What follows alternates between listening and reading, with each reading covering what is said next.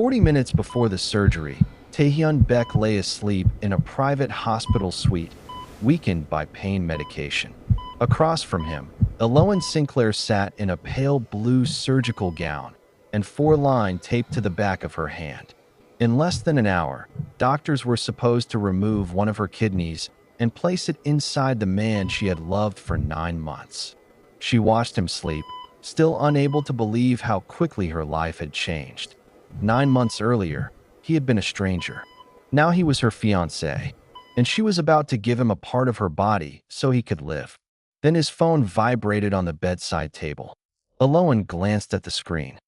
The message was from Jang Seongmin, Taehyun's most trusted investigator. She had no intention of reading it, but the entire message appeared on the lock screen. "Boss, I destroyed the last copy of the file as you ordered. No one will ever know you had her medically screened before arranging your first meeting 9 months ago. She still believes meeting you was an accident." Elowen stopped breathing. She read the message again, then a third time. The meaning did not change. Taehyun had known who she was before they met. He had medically screened her. He had arranged their first meeting. And for 9 months, he had allowed her to believe that their love story had begun by accident. Her eyes moved slowly from the phone to the sleeping man in the hospital bed.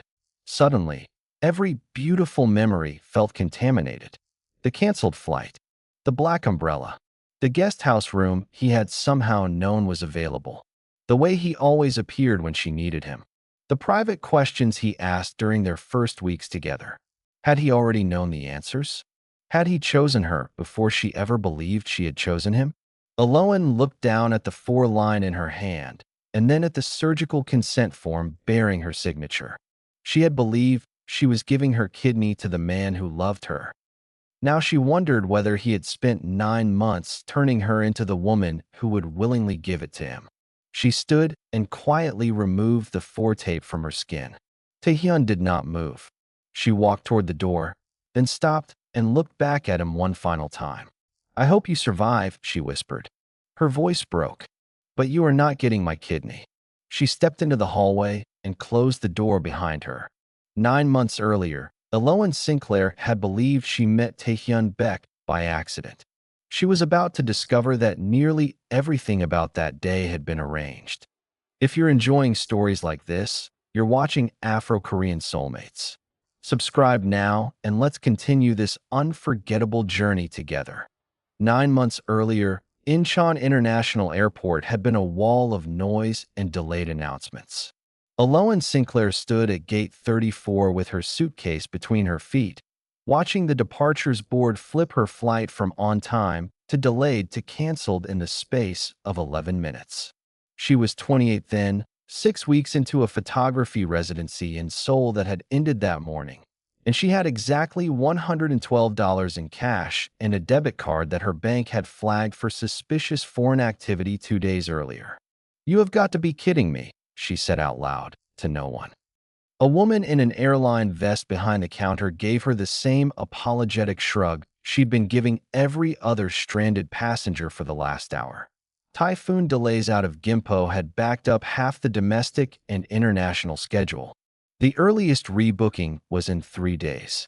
Elowen dragged her suitcase to a bench near a coffee kiosk and sat down hard. 3 days in Seoul with no working card and $112 meant 3 days of instant noodles and a hostel dorm bed, if she was lucky enough to find one open during typhoon season. She didn't notice the black sedan idling at the curb outside, its driver watching the terminal doors with the patience of a man being paid very well to wait. Inside that sedan, Taehyun Baek sat in the back seat with a folder open across his knee. 38 years old, dressed in a charcoal suit that had never once touched a discount rack. He had a face carved from patience and a reputation that made grown men in 3 different countries lower their eyes when he walked into a room. He was not supposed to be at the airport. He had a shipment coming in from Busan that required his signature within the hour. But he had told his driver to take the long route past the terminal first, and the driver, who had worked for him for 11 years, had learned not to ask why. The folder in his lap held a photograph clipped to the top page. A woman with warm brown skin and locks pulled into a high bun, laughing at something outside the frame. Under the photograph, in neat black print, Sinclair, Elowen, age 28, Charlotte, North Carolina. He closed the folder before his driver could glance back and see it. She's in the terminal, his driver said. Her flight was canceled 10 minutes ago. Taehyun didn't answer right away.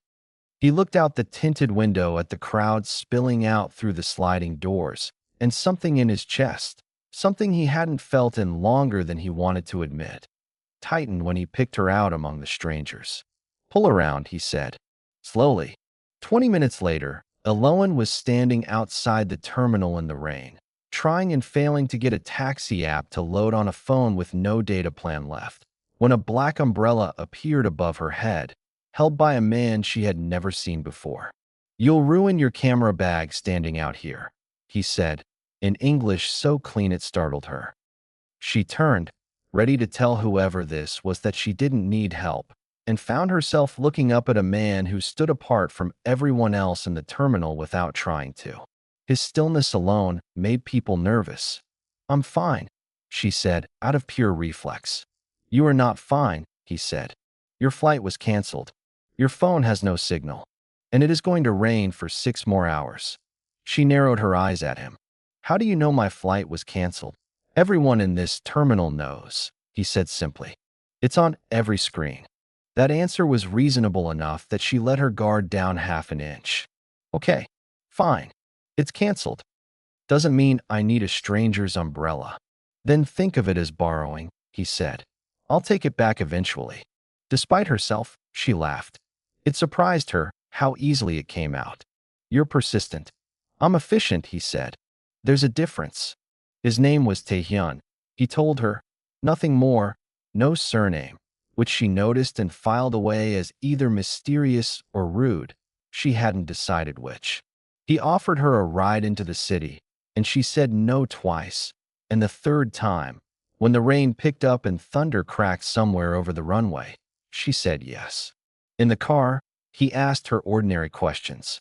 Where she was staying, what she photographed, whether she liked Korean food, or if 6 weeks of kimchi had worn her down.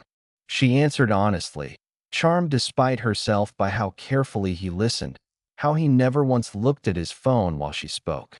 She did not know that he had read 140 pages about her life before that ride ever began. She did not know that the questions he asked, the ones that felt so effortlessly curious, were questions whose answers he already had memorized.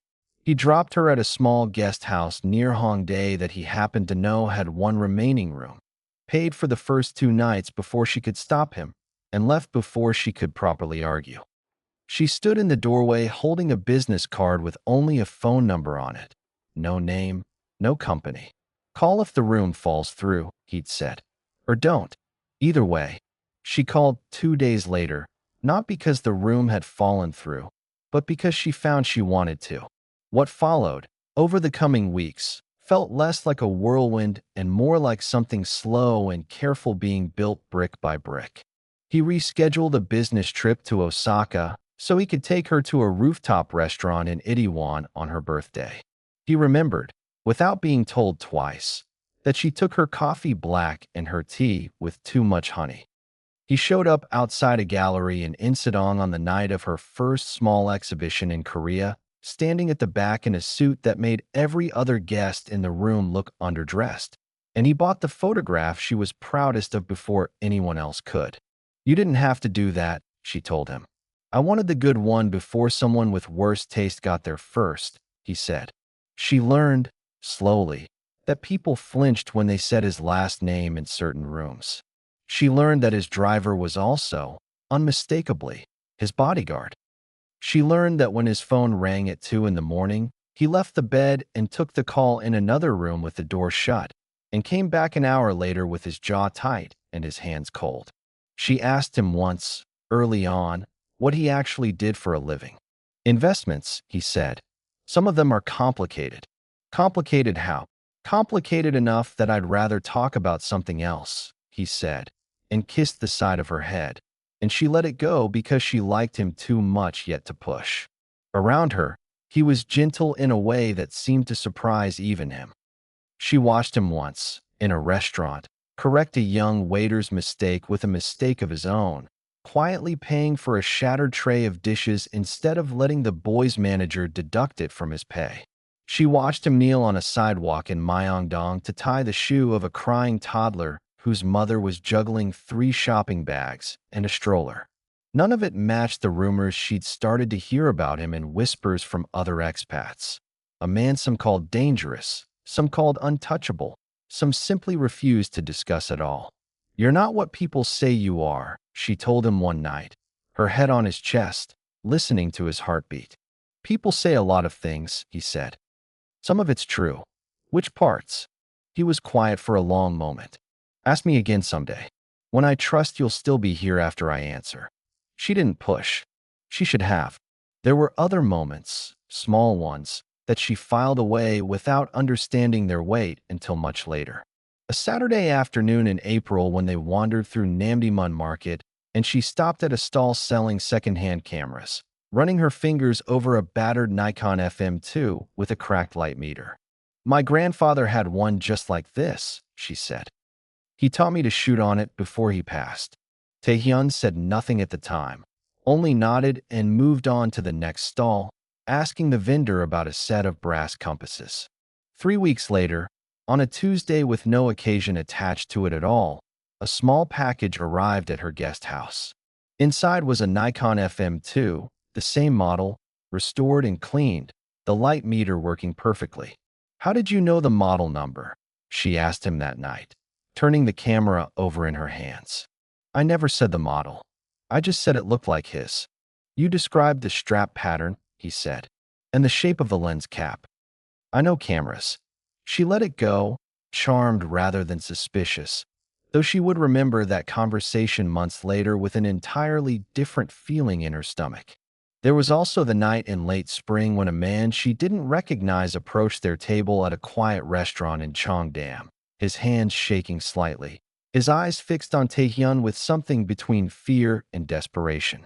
Taehyun stood immediately, positioning his own body between the man and Elowen without seeming to think about it at all, and spoke to him in low, rapid Korean she couldn't follow. The man left within 2 minutes, bowing repeatedly, and Taehyun sat back down as though nothing had happened. "Who was that?" she asked.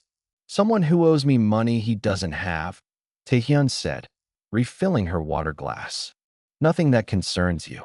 It concerned you enough to stand up like you were about to fight him." "Old habits," he said, and changed the subject to the dessert menu.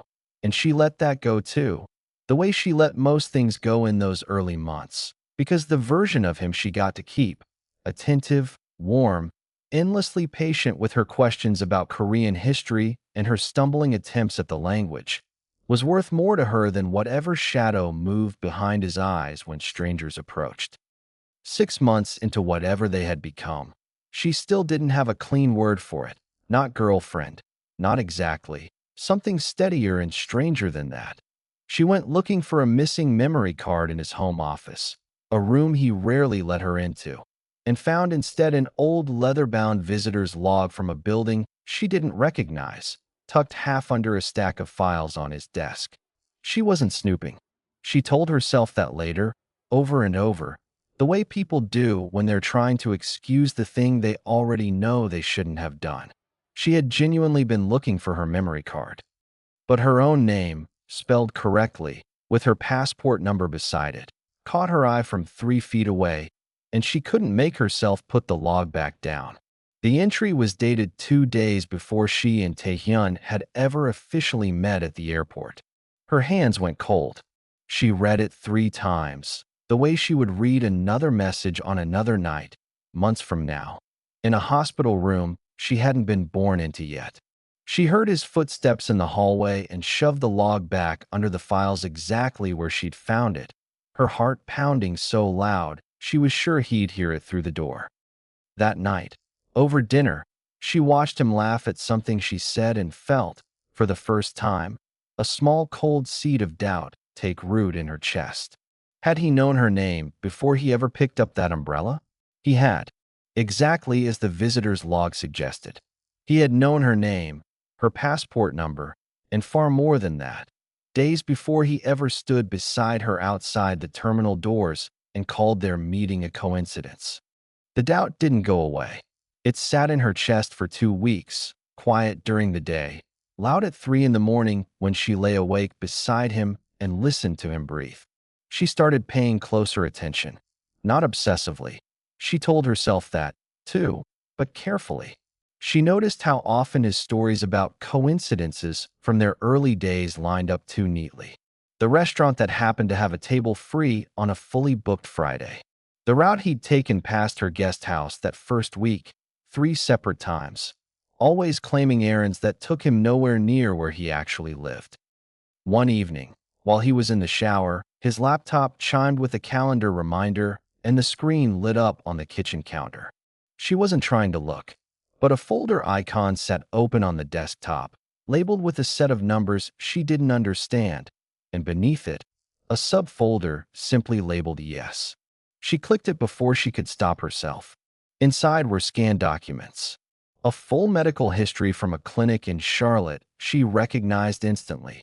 Her own clinic, the one she'd gone to for a routine physical 18 months before she'd ever set foot in Korea.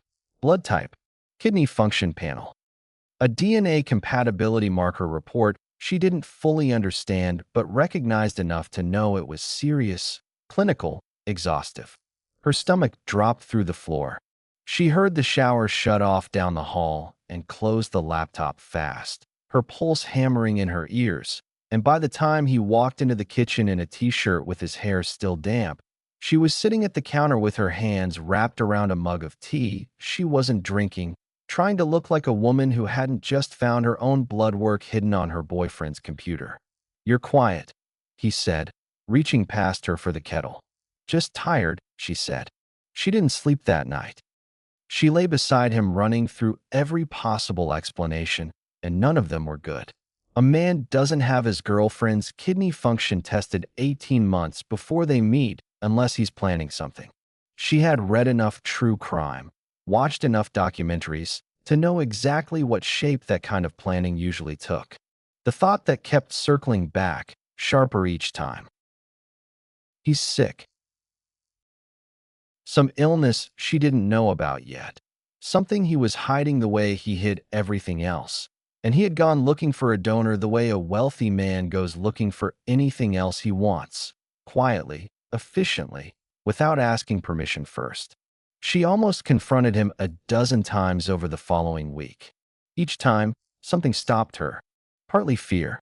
Partly the small, stubborn hope that there was an explanation that didn't make her feel like livestock. She decided, instead, to be careful. She started asking questions that sounded casual but weren't. She asked about his health, his family's medical history, whether anyone close to him had ever been sick. "My father had heart problems," he told her over dinner one night, cutting his food with the same precision he did everything. "Passed when I was 22. Any kidney issues? In your family?" He looked up at her, something flickering behind his eyes. Not suspicion exactly. More like a man recalculating a conversation mid-sentence.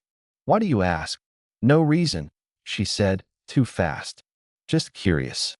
He let it go, but she saw him watching her differently for the rest of the night.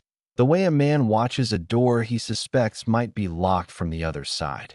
She went digging in a different direction after that. She remembered, from a conversation months earlier, that he'd mentioned an annual physical he did every January at a private clinic in Cheongdam. She found the clinic's name in an old text message, and on a day he was in meetings until evening, she called and, with more nerve than she thought she had, pretended to be his assistant confirming an old appointment date, fishing gently for details a receptionist wouldn't think twice about sharing with someone who already seemed to know everything else. What she learned rearranged the doubt sitting in her chest into something stranger. His most recent physical, from 4 months before they'd met, showed nothing. No kidney concerns. No red flags. A completely healthy 37-year-old man with slightly elevated blood pressure and nothing else worth noting. She sat on the edge of her guest house bed, phone still warm in her hand, and tried to make the pieces fit. If he wasn't sick when he had her tested, then it wasn't about a transplant. Not then. Not at the start. So what had he been looking for? The medical screening had happened while Taehyun was completely healthy. Whatever he had been planning 9 months before their meeting, it could not have been a search for a kidney donor. The question Elowen had been asking herself was the wrong question entirely, and she didn't yet know what the right one was. Before we continue, I want you to know that you're still on the channel, Afro-Korean Soulmates. Thank you for spending your time with us. Let's continue. She stopped digging alone after that. She didn't trust her own reading of him anymore, not fully. And there was exactly one person in Seoul who might know the truth and might, if she asked the right way, tell her some of it. Jang Seongmin had been introduced to her early on as Taehyun's associate, though it took her only a few weeks to understand that Seongmin functioned as something closer to Taehyun's shadow. 40 years old, quiet, precise, he had a habit of appearing exactly where he was needed and nowhere he wasn't, and in 9 months she had never once seen him raise his voice. She found him alone at a coffee shop near Taehyun's office building on a Wednesday afternoon, having learned his schedule from small comments Taehyun had made over the months without meaning to give it away. "Ms. Sinclair," Seongmin said, standing halfway as she approached his table, the way a man raised with old-fashioned manners always did. "This is unexpected. I need to ask you something," she said, sitting down across from him without waiting for an invitation. "And I need you to be honest with me, even if he told you not to be." Something shifted in Seongmin's face. Not surprise, she noticed. He had clearly been waiting, in some part of his mind, for this conversation to eventually happen. "I'll answer what I can," he said. "Did you investigate me? Before he and I ever met at the airport?" Seongmin's silence lasted 3 full seconds. In it, Elowen felt something in her chest finally crack open completely. "Yes," he said, her hands curled into fists on the table. "How long before?" 9 days, Seongmin said. "And the meeting at the airport, the flight cancellation, the umbrella, all of it. Was any of that real?" "The typhoon was real," Seongmin said carefully. "The rest was arranged. The route to the airport, the timing of his arrival, the umbrella, all of it was planned in advance." Elowen felt the floor tilt under her, even sitting perfectly still. "Why?" she said, her voice barely above a whisper. "Why me? Why any of it?" "That," Seongmin said, "is a question only Mr. Baek can answer honestly. I can tell you what happened. I cannot tell you why, because he never told me, and in 11 years working for him, that has almost never happened." She left the coffee shop that afternoon and walked for 2 hours through streets she didn't recognize, her phone buzzing uselessly in her pocket with 3 missed calls from Taehyun, until finally she answered the 4th. "Where are you?" he said, and for the first time since she'd known him, real fear moved through his voice. "I know," she said. "I talked to Seongmin. I know the airport wasn't an accident." The line went silent for a long moment. "Come home," he said. "Please. Let me explain." "Explain now," she said. "On the phone. I'm not ready to look at your face yet." "Not on the phone," he said. "This isn't a phone conversation." She went back to his apartment 2 hours later, more out of exhaustion than forgiveness, and found him standing at the window with his tie already loosened, his shoulders set in a way she recognized from the handful of times she'd seen him truly rattled. "Yes," he said, before she'd even shut the door behind her. "I arranged the meeting. I had you investigated 9 days before I let you see my face. Every detail you're wondering about is true." She stood frozen by the door. Some part of her had still hoped, against everything Seongmin had told her, that there would be a different answer waiting. "Why?" she said again. He looked at her for a long moment, and something crossed his face that looked almost like grief. "I can't explain that part yet." "Can't or won't?" "Both," he said. "Give me time. You had my kidneys tested, Taehyun. My blood type. My DNA. That's not a background check. That's something else, and I need you to tell me what." His jaw tightened. I didn't do that because I was sick. Then why did you do it at all? He didn't answer. The silence stretched long enough that she understood, with a clarity that hurt more than any lie could have, that he was choosing not to tell her, not because he couldn't, but because the truth was something he wasn't ready to lose her over. She left that night and stayed at Soo-young Cha's apartment instead, her closest friend in Seoul, a photography assistant she'd met during her residency who had become, over the months, the one person she trusted enough to tell everything. He arranged it, Elowen said, sitting on Soo-young's couch with a mug of tea going cold in her hands. The whole thing, from the very first day. Soo-young, 30 years old, sharp-eyed and unimpressed by wealthy men on principle, didn't look surprised so much as grimly satisfied to have her suspicions confirmed. I always thought it was strange how fast he found you at that airport. Seoul isn't that small. He had my medical records, Soo-young. My kidneys. Before we'd even met. Soo-young set her own mug down slowly. Then you need to find out why. Because there's exactly one reason a rich man goes looking at a stranger's kidney function before he introduces himself, and none of them are romantic. Elowen didn't sleep that night either. She sat on Soo-young's fire escape with a blanket around her shoulders, watching the neon signs flicker over the street below, running the last 9 months backward like a film reel she'd never bothered to check for splices. The umbrella. The guest house room that had happened to be available. The gallery opening he'd shown up to without being told the date. Every kindness now wore a second face underneath the first. She thought about calling her mother in Charlotte and decided against it. Not ready yet to say the words out loud to someone who would only worry from 4,000 miles away with no way to help. Instead, she opened her laptop and did something she'd been avoiding for weeks. She searched his full name properly, without the polite restraint she'd shown out of respect for his privacy, and read every article that came back. Most of it was business coverage, dry and technical, acquisitions and shipping contracts. But one older article, 3 years old, mentioned an internal security breach at one of his companies and the abrupt departure of a senior executive named only by her initials, followed by a footnote about 2 employees killed in what the article called an unrelated warehouse incident the following month. The dates lined up, loosely, with things Taehyun had once alluded to and never finished explaining. She closed the laptop before she could go further down that road, her chest tight with a feeling she didn't have a clean name for. Not quite fear of him, not quite fear for him either. Something tangled in between. 2 days later, she went to see Dr. Nam directly, using the excuse of a headache she didn't actually have, hoping the hospital's family physician might know more than he'd admit to a stranger over the phone. I know why you're really here, Dr. Nam said, not unkindly, once he'd checked her blood pressure and found nothing wrong with it. You want to know if Mr. Baek has ever been treated for anything serious. Has he? I can't discuss a patient's history with someone who isn't family, Dr. Nam said.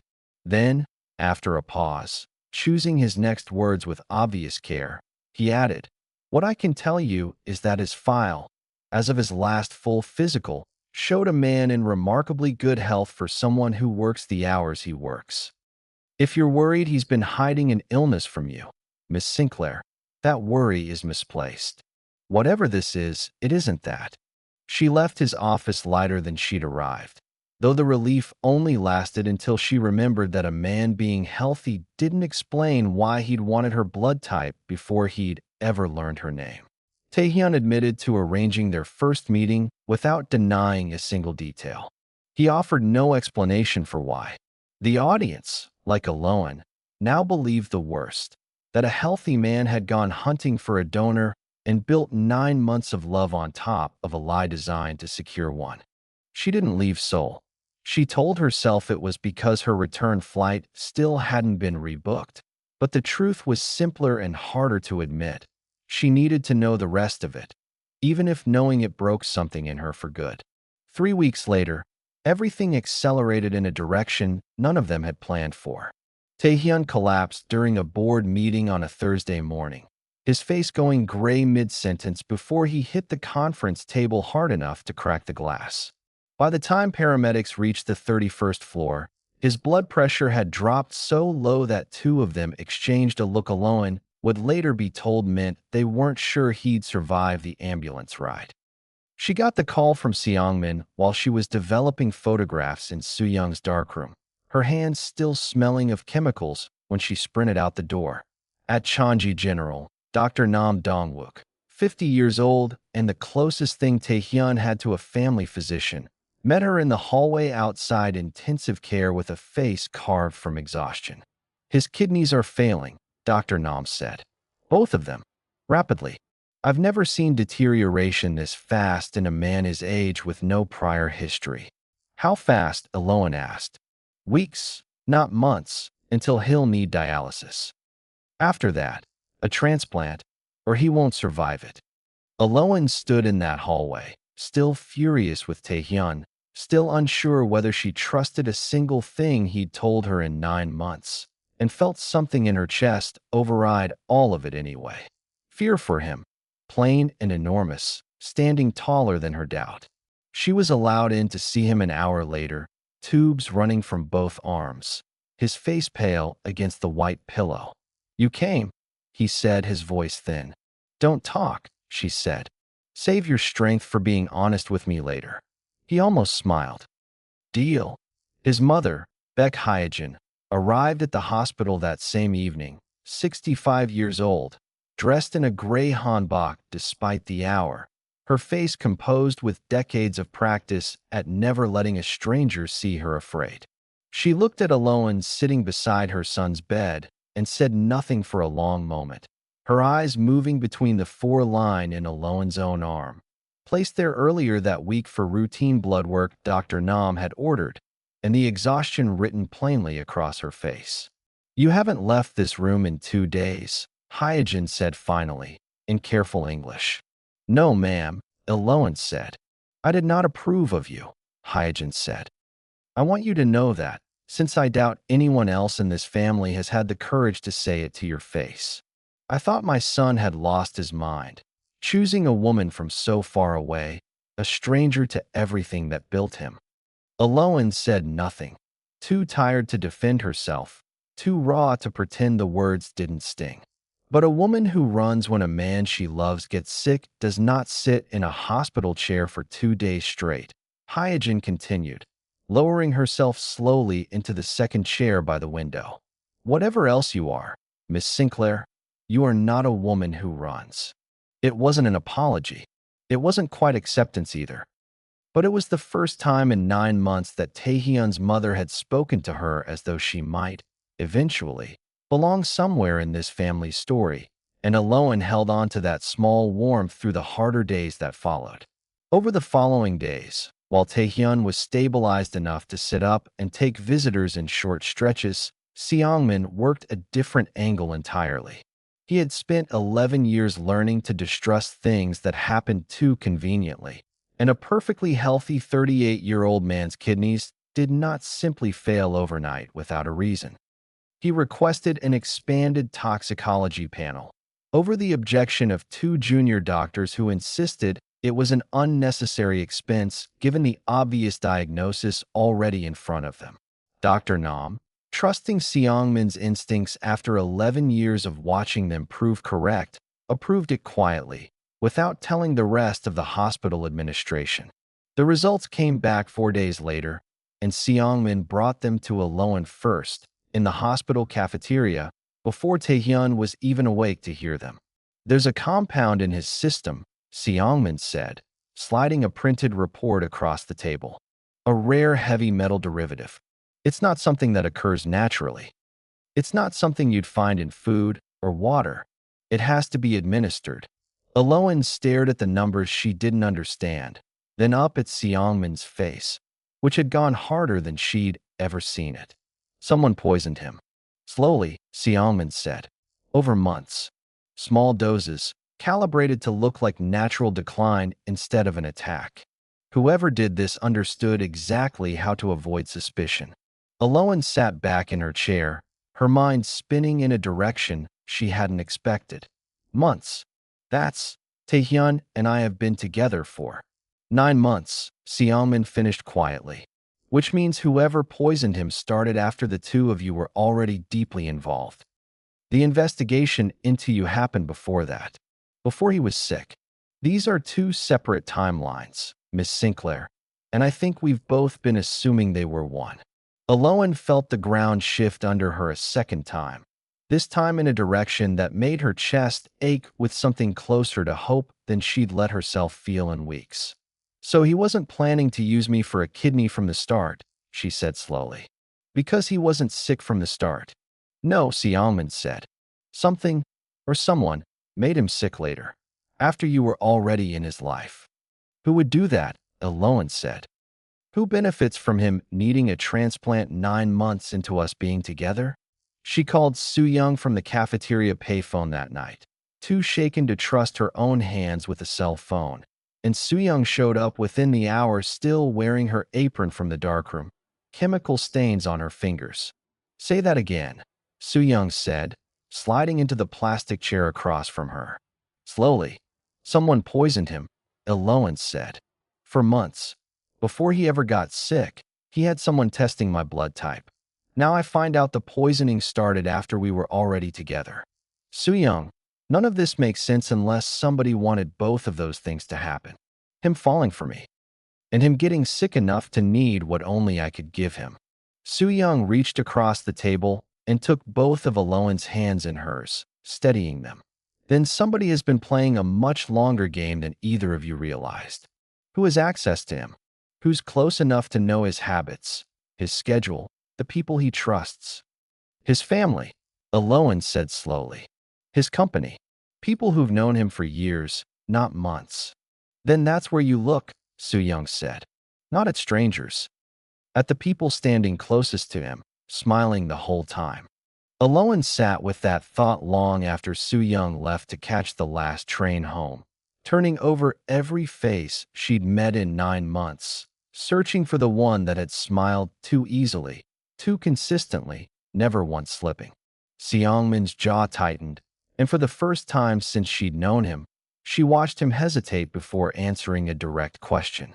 I don't know yet, but I intend to find out. The mastermind had arranged the romance first, months before any illness existed. Later, deliberately, someone had created the medical crisis that made Elowen's kidney relevant. Two separate acts, timed to look like one long conspiracy. The question was no longer why Taehyun had chosen Elowen. It was why someone else had chosen both of them. Thank you for spending your time with Afro-Korean Seoulmates. The biggest revelation is still ahead, so stay with me. Recovering the destroyed file took Seoungman nearly 2 weeks. Files ordered deleted from a private server weren't gone the way most people believed. Fragments lingered in backup systems and cache drives if a man knew where to look, and Seoungman had spent 11 years learning exactly where. He brought what he'd recovered to Elowen and Taehyun together, in Taehyun's hospital room, on an afternoon when Taehyun was strong enough to sit upright without the machines beeping in alarm. I expected compatibility reports, Elowen said, scrolling through the printed pages Seoungman handed her. Transplant matching data. Something that explained the kidney testing directly. That's not what's in there, Seoungman said. She kept scrolling, and her frown deepened with every page. Education records from her undergraduate years in North Carolina. Employment history, going back to her first internship at 19. Family background, her mother's maiden name, her late father's military service record, an uncle she hadn't spoken to in a decade. Travel history, a full psychological profile, the kind used by corporate security firms vetting executives for high-risk positions. And, buried in the middle of all of it, the medical screening she'd already found. This isn't about a kidney, she said slowly. This is about everything. My whole life. Taehyun, propped against a stack of pillows, looked at her with an expression she'd never seen on him before. Something raw, something that looked almost like shame. I need you to understand something about how I live, he said, before you decide what to think of me. Then explain it, she said. All of it. No more half answers. He was quiet for a moment, gathering the words the way a man gathers courage before stepping somewhere he doesn't want to go. When I was 29, a woman I trusted completely, someone I'd let closer to my life than almost anyone, turned out to be working for a rival organization the entire time, he said. She fed them information about my movements for 11 months before I found out. Two of my men died because of what she passed along. I nearly did too. Elowen sat very still, listening. After that, I stopped letting anyone close without knowing exactly who they were first, he continued. Everyone. Business partners. New hires. Anyone I considered bringing into my private life. A full investigation, every time, no exceptions. It's not affection, and it's not trust. It's survival. I've buried 3 men who trusted the wrong person before checking. So when you saw me, Elowen said quietly, I saw a woman I wanted to know, he said. And because of the life I live, wanting to know someone means investigating them first, whether I like that about myself or not. The medical section wasn't separate from the rest. It's a standard part of every file my security team builds. Blood type, allergies, medical history. In case anyone I bring close is ever in danger and needs treatment, I have to authorize on their behalf. I didn't request your kidney function because I needed a donor. I requested it because that's simply what the file includes. Every file. Every time. You didn't know you'd need a transplant, Elowen said. You didn't know I'd be compatible. I didn't, he said. I swear to you, when I sat in that car outside the airport 9 days after I first saw your name on a report, I had no idea I would ever be sick. I had no plan involving your body. I had a plan involving getting to know a woman who, on paper, terrified my security team and fascinated me in equal measure. Then why destroy the file? She said. If it was so reasonable, why not just tell me months ago? His eyes closed briefly before he answered. Because somewhere around month 3, I stopped seeing you as a file. I started being ashamed that our entire relationship had begun with me knowing things about you that you never chose to share. I ordered it destroyed because I didn't want it to exist anymore, not because I wanted to hide a scheme, but because I wanted to forget I'd ever needed to build one in the first place. Elowen sat with that for a long moment, turning it over, testing it against everything she'd learned in the last weeks. Every sentence in the text message she'd read 40 minutes before surgery had been true. He had ordered her screened. He had arranged their meeting. He had ordered the file destroyed. She had believed, until an hour ago, that meeting him was an accident. None of it had been a lie. She thought of her grandfather's camera, restored down to the strap pattern she'd never described in words. She thought of the guest house room that had happened to be available, the gallery he'd shown up to on the right night without being told the date, the 100 small coincidences that had felt, for 9 months, like fate working in her favor. Every one of them, she now understood, had simply been a man with more information than he should have had, choosing carefully when and how to let that information show. You still should have told me, she said finally. The moment you realized you loved me instead of just vetting me. I deserved that conversation months ago, not an explanation forced out of you in a hospital bed. I know, he said. I was a coward about it. I kept telling myself there'd be a better time, and there never was. Because there's no good time to tell someone you love that the beginning of your relationship wasn't entirely hers to choose. Every word in the text message had been true from the beginning. Elowen and the audience had simply built the wrong story around true facts. The deception wasn't about harvesting an organ. It was about a man too afraid to admit, in time, how his careful, controlled world had first let her in. Knowing the truth about the file didn't answer the more dangerous question sitting underneath everything else. Someone had poisoned Taehyun. Someone had understood his habits well enough to know he'd investigate Elowen before ever approaching her, and had used that certainty to build a trap months before it ever needed springing. Seoulmates worked the hospital's staff logs for 3 days straight, cross-referencing every nurse, orderly, and physician who had access to Taehyun's medication card against the timeline of his declining kidney function. The pattern that emerged pointed to a rotation of substitute nursing staff brought in through a private agency. An agency, Seoulmates discovered, quietly owned through three shell companies by a name that made his blood run cold. Baek Seohyun, Taehyun's older sister, 42 years old, the one member of his family who had, from the very first month, welcomed Elowen with open arms, who had sat with her in this very hospital, held her hand during the worst of the diagnosis, and encouraged her, gently and repeatedly, toward the idea of getting tested as a donor.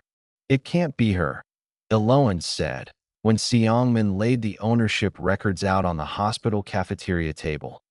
"She's been kinder to me than anyone in his family. She's the only one who defended us." "That was the plan," Seoulmates said grimly. "She needed you to trust her completely, so that when the moment came, you'd walk into that operating room without a single doubt about who was standing beside you." They confronted Seohyun that evening, in Taehyun's room, with hospital security discreetly stationed outside the door at Seoulmates' quiet instruction. Seohyun walked in wearing the same soft, sympathetic expression she'd worn for 9 months, and it didn't change even after Seoulmates set the ownership documents on the tray table in front of her. "You knew he'd investigate her," Taehyun said, his voice low and dangerous in a way Elowen had never heard directed at anyone before. "Before I ever met her. You knew I'd never let a stranger close without building a full file first." Seohyun's expression finally shifted, the warmth draining out of it like water from a cracked glass. "I know you better than anyone alive, Taehyun. Better than our mother. Better than Seoulmates. I knew exactly what you'd do the moment you decided you wanted her. So you arranged for us to cross paths," Elowen said slowly, the pieces finally locking into place. "Knowing he'd have me investigated. Knowing that investigation would create a paper trail, a real one he authorized himself. A truthful file is far more dangerous than a forged one," Seohyun said, almost admiring her own logic. "No one questions evidence a man creates about himself, in his own handwriting, under his own orders. I didn't need to fabricate a single document. I only needed to wait for the right moment to strip the context away from what was already real. And the poison," Taehyun said. "Slow enough that no doctor would suspect foul play," Seohyun said. "Fast enough that you'd need a transplant before you thought to question why a perfectly healthy man suddenly wasn't." "Why?" Elowen said, her voice shaking now, not from fear but from fury. "What could you possibly gain from destroying your own brother?" Seohyun looked at Taehyun with something that might have once been love, curdled long past recognition. "Everything he has was supposed to be mine. Our father chose him at 17, over me, because I was a daughter and he needed a son to carry the family name into rooms I was never allowed to enter. I built half of what this family controls from behind a curtain, while he took every bow in front of it. I only needed one clean opportunity." Seoulmates placed a second folder on the tray table, this one thinner.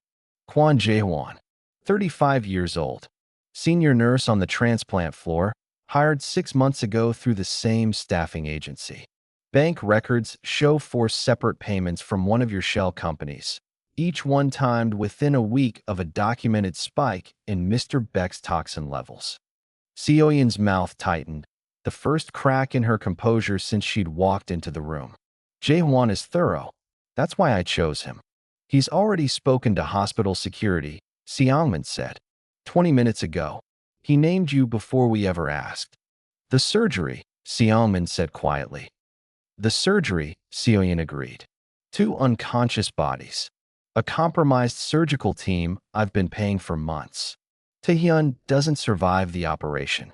Ms. Sinclair is blamed as an unsuitable donor whose body rejected the procedure catastrophically. And I step forward, the grieving sister, the only stable hand left to hold what remains of this family together. The timer of the message, Seoulmates realized aloud, hadn't been an accident either.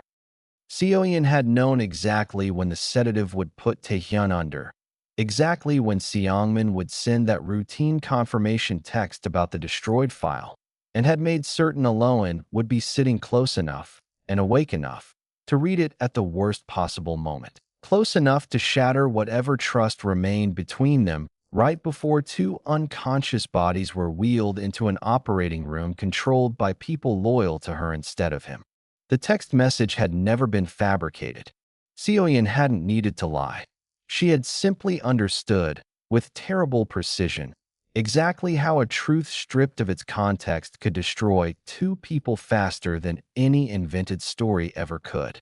Hospital security removed Seohyun from the building within the hour, her lawyer already on the phone before she reached the lobby, though Seongmin had anticipated that too and had copies of everything.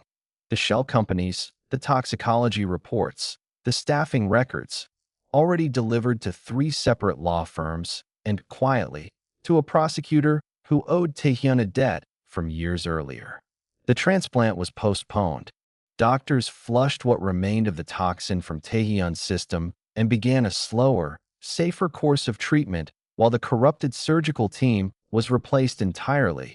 Each member investigated, 3 of them arrested within the week. Elowen didn't go back to Taehyun's apartment that night or the next.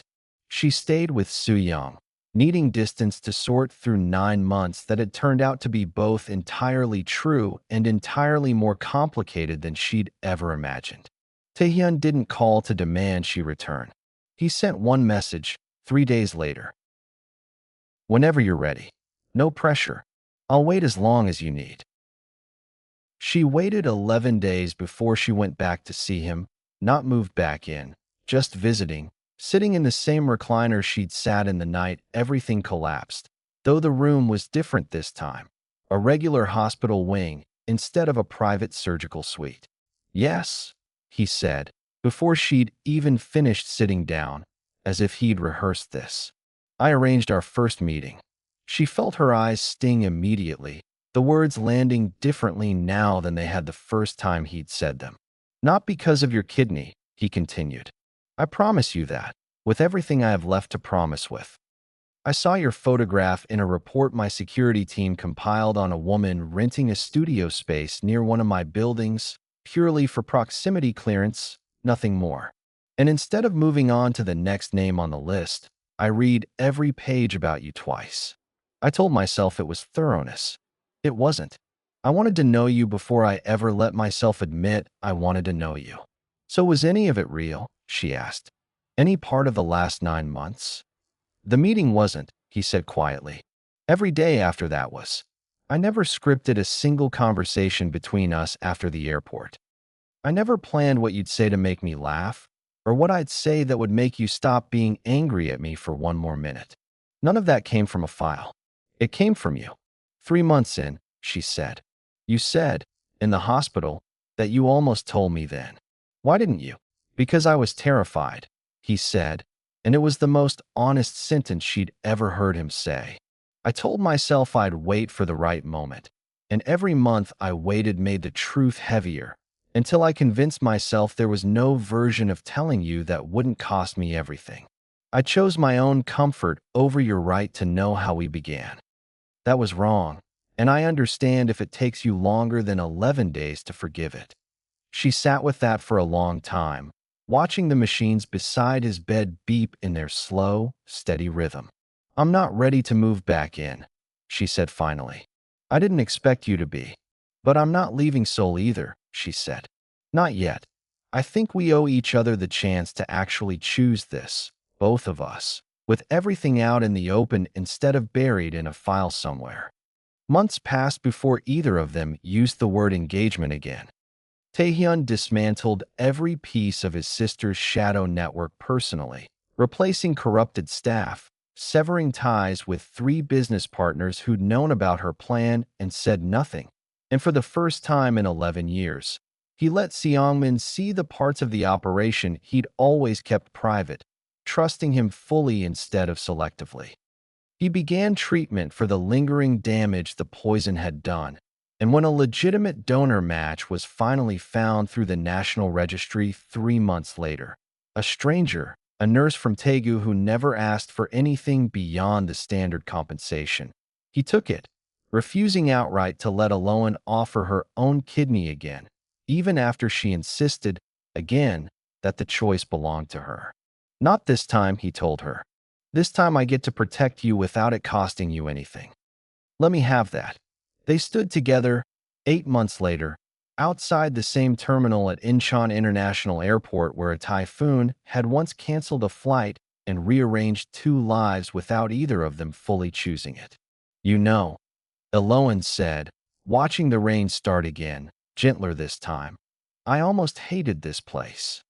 Taehyun laughed softly, the sound easier now than it had ever been in the 9 months before the hospital. I hated it too.